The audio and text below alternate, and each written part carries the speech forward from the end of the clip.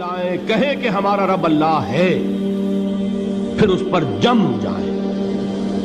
ان پر فرشتوں کا نزول ہوتا ہے، نہ کوئی غم کرو نہ خوف، خوشیاں مناؤ جنت کی جس کا تم سے وعدہ کیا گیا تھا۔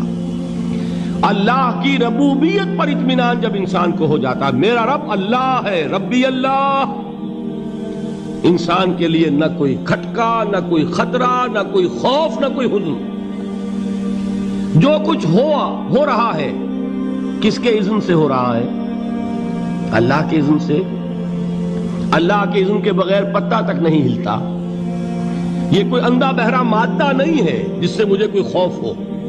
اندھا بھینسا چلا آ رہا ہو اس سے تو ڈرنے کا ہر انسان کو ڈرنا چاہیے، نہ معلوم کس کو ٹکر مار دے۔ لیکن نہیں، اس کائنات کو چلانے والا ایک سمیع و بصیر خدا ہے۔ وہ جو میرا دوست ہے، میرا ولی ہے۔ اللہ ولی الذین آمنوا یخرجہم من الظلمات الی النور۔ اللہ اہل ایمان کا ولی ہے، ساتھی ہے، پشت پناہ ہے، مددگار ہے، حمایتی ہے۔ بتائیے جسے یقین ہو جائے کہ اللہ میرا مددگار، اللہ میرا محافظ، اللہ میرا پشت پناہ، اللہ میرا حمایتی، اس کے لیے کوئی خوف ہوگا؟ اس سے کوئی ڈر ہوگا؟ میں مثال دیا کرتا ہوں ایک بہت سادہ پنجاب کے دیہات کی۔ وہ بڑا چودھری ہے اور کوئی غریب کسان ہے۔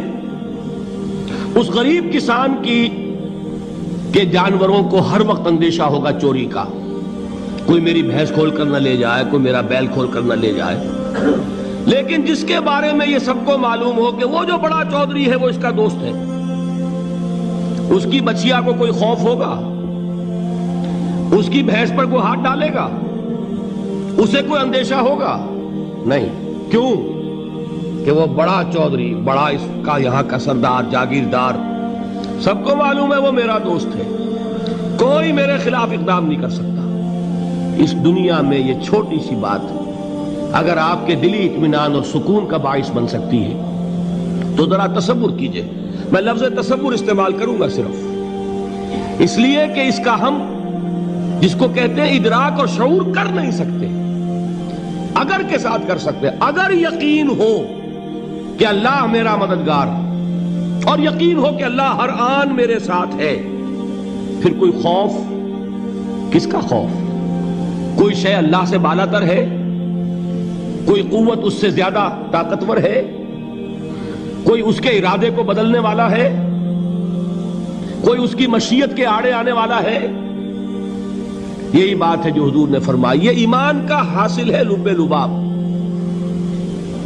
کہ دیکھو اچھی طرح اس بات کو ذہن نشین کر لو، اگر تمام انسان مل کر تمہیں کوئی نقصان پہنچانا چاہے نہیں پہنچا سکتے، مگر جو کچھ اللہ نے لکھ دیا ہو، اور تمام انسان مل کر تمہیں کوئی نفع پہنچانا چاہے نہیں پہنچا سکتے، مگر وہ شے جو اللہ نے طے کر دی۔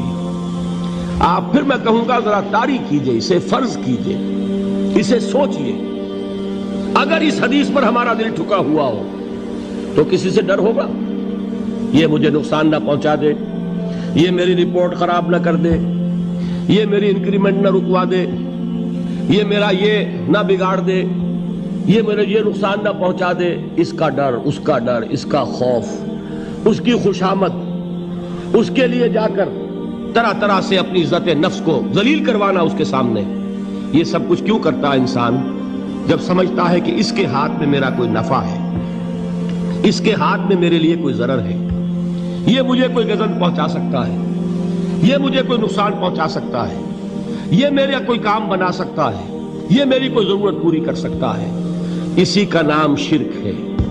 جہاں آپ نے یہ سمجھا کہ غیر اللہ کے اندر کوئی طاقت موجود ہے، وہی شرک ہے۔ بتوں سے تجھ کو امیدیں، خدا سے نومیدی، مجھے بتا تو صحیح اور کافری کیا ہے؟ شرک تو یہ ہے۔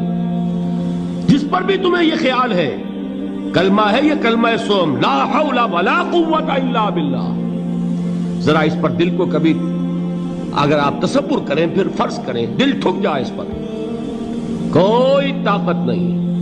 یہی بات تھی جو شیخ عبد القادر جیلانی رحمۃ اللہ علیہ نے اپنی وصیت میں اپنے بچے سے کہی. 11ویں دینے والے ہیں، لیکن حضرت شیخ عبد القادر جیلانی کی وصیت اور تعلیمات کو کتنے لوگ ہیں جو جانتے ہو؟ یہ جن مقامات تک پہنچے ہیں وہ کس چیز کی بدولت پہنچے ہیں؟ انہوں نے جو پیغام دیا وہ کیا تھا؟ اے میرے بچے، جس طریقے سے قرآن مجید میں حضرت لقمان کی نصیحتیں جو ہے نقل کر دی گئی ہیں، میں یہ عرض کروں گا بالفرض اگر قرآن حضرت عبد القادر جیلانی کے بعد نازل ہوا ہوتا تو شیخ عبد القادر کی یہ نصیحتیں بھی قرآن میں درج ہوتی. اتنی اونچی نصیحتیں ہیں.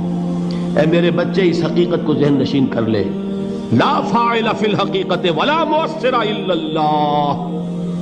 اس کائنات میں نہ کوئی فاعل حقیقی ہے نہ مؤثر حقیقی ہے سوائے اللہ کے. کسی شے میں کوئی تاثیر نہیں اگر اللہ نہ چاہے.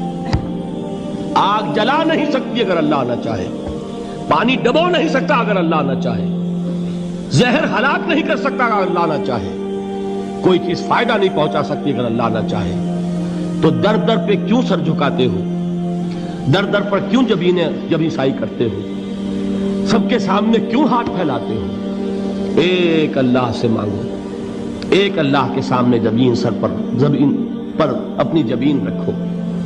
لا فاعل فی الحقیقت ولا مؤثر الا اللہ. نظر آتا ہے ہمیں کہ پانی پیاس بجھا دیتا ہے.